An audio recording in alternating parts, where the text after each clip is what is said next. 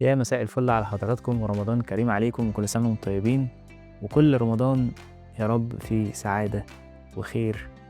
بس ده احنا بنقول كده كلام ده وخلاص.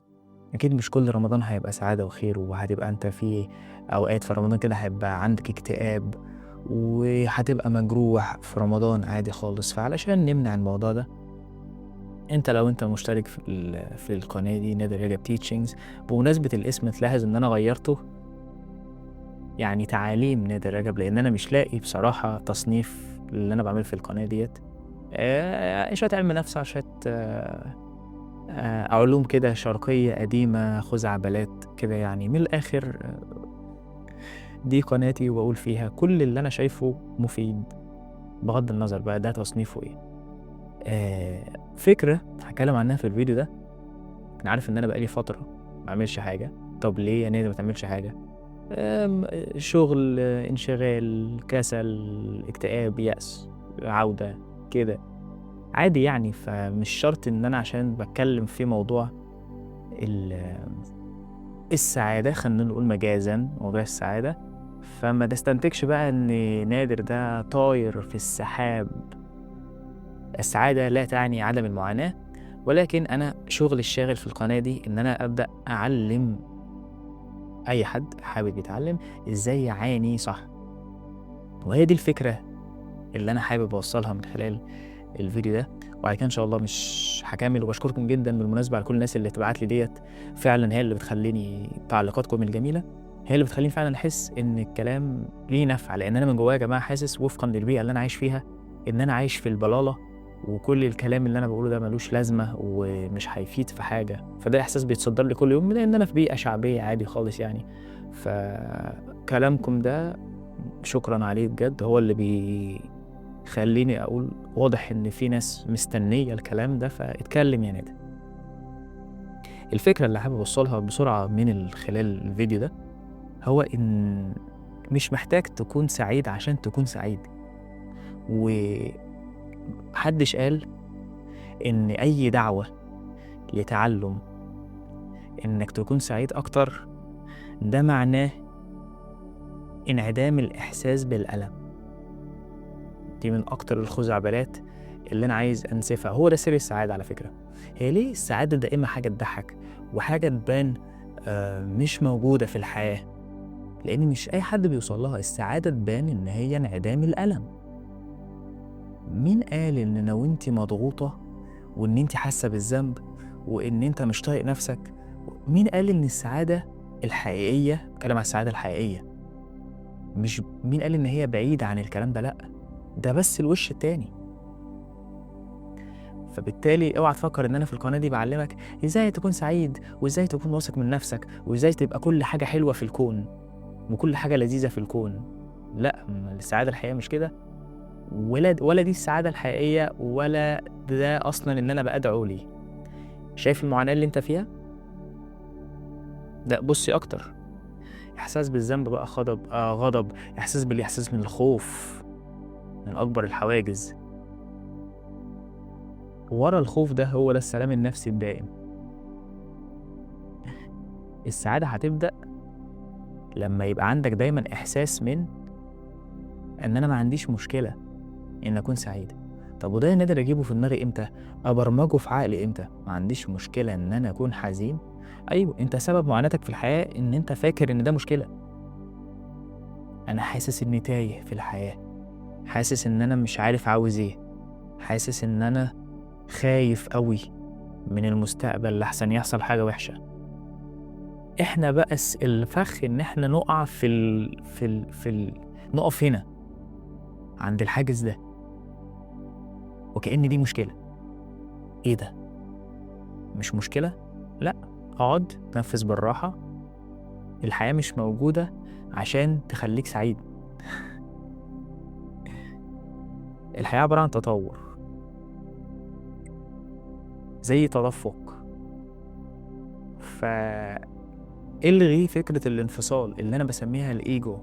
وفي كل الكتب في العالم وكل الناس بتعبّر عن الفكرة ديّة بإنها الego. يعني إيه؟ إن أنا باعيش الكون، باعيش الحياة، فأصبحت إن أنا يا ترى الحياة بقى هتعاملني بشكل كويس والّا هيحصل لي حاجات وحشة؟ أغلب تفكير أغلب الناس. أحُط نفسي هنا، ده طبعًا برنامج. هو أنت حاسس كده؟ عندِك حق فعلًا، إحنا بنحس إن إحنا كده مفصولين عن وإحنا بنعيش الحياة، لكن هي مَيّة وأنت جزء من المَيّة، فالمَيّة ما ينفعش للسائل، ما ينفعش إن أنا أفصل نقطة مَيّة عن الباقي. حتى لو فصلت كوباية مَيّة عن بقية المَيّة، بقت المَيّة دي هي المَيّة دي، فأنت ليه تفصل نفسك وتعاني؟ فأنا كل ما ألاقي نفسي مش مبسوط، جرّب الفكرة دي. عايز تبقى مبسوط في أي وقت، مهمًا كان التحدي، اعمل ده. قُل هو حد قال لك يا فلان إن الحياة مخلوقة عشان تبسطك وتعيشك في لذة؟ أنا عن نفسي كنادر بارُد وأقول لأ، أكيد لأ يعني. الحياة مش عبارة عن لذة، وفي نفس الوقت مش عبارة عن معاناة، ولكن تقبُّل الفكرة دي إن أنا إيه ده! أنا ما عنديش مشكلة بقى إن أنا أحس بالأحاسيس دي، ده طبيعي. وكأن فكرة إن أنا جوايا إحساس وِحِش كأن في مشكلة، فاحس بقى بالتُقل واحس إن أنا الحياة تقيلة على قلبي. عمر ما يبقى في تقبُّل وفي نفس الوقت معاناة. ممكن يكون في تقبُّل مع ألم، يعني أنا باتألم من جوايا أيًا كان نوع الألم ده إيه بقى، خوف، غضب، حزن، بس ده طبيعي وأنا إنسان. وأتعلم أكتر عن الخوف ده بيظهر ليه، ما يمكن أنا باعمل حاجة تزوّده. كل ما أنا شُفته أكتر، أنت دلوقتي بتتعلم أكتر، وأنتِ دلوقتي بتتعلمي أكتر، فأنا باقول لك بقى شوف، أشوف بس، يظهر إحساس من التقبُّل،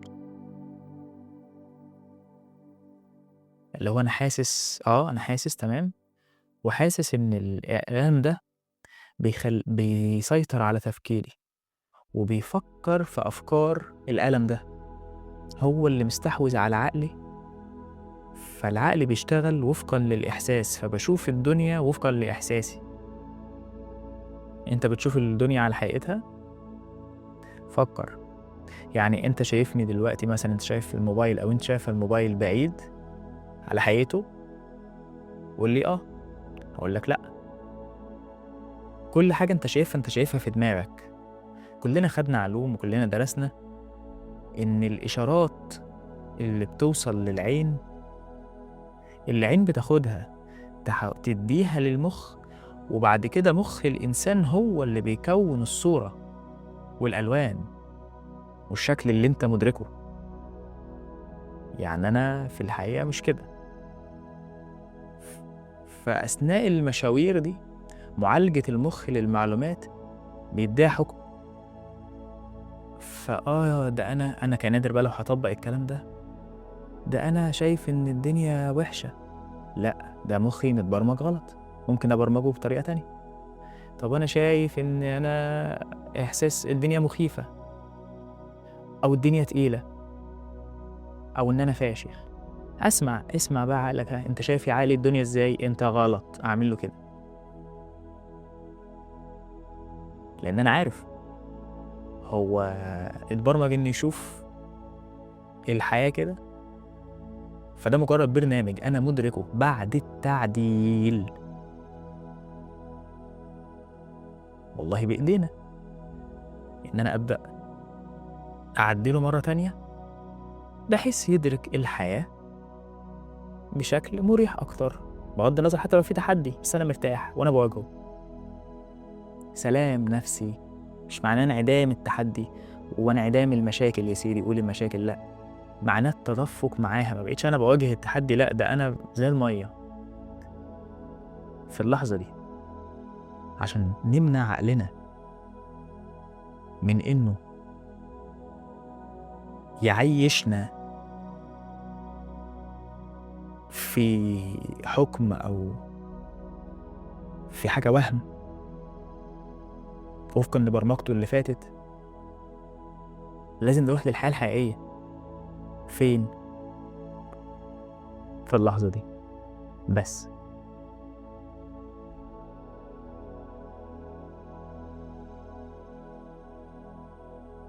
في كده فراغ ما بين كل فكرة والتانية، ما بين كل حكم عقلي والتاني.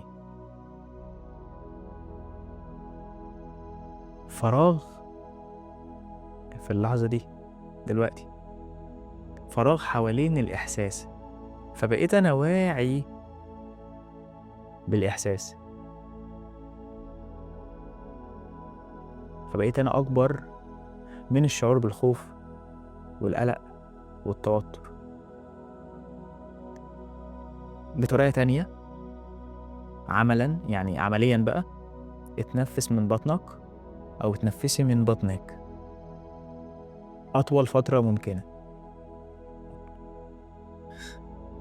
ده التطبيق العملي لكل الكلام النظري اللي أنا بقوله ده سر السعادة. سر السعادة هيعالج يا نادر، هيخليني أشوف الحياة. هيخليك تشوف الحياة بشكل أحسن،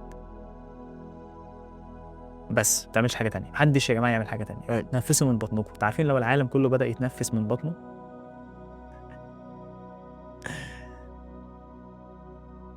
ده بيشغل برامج في الجسم غصب عنك، هتحس إن أنت بتشفى.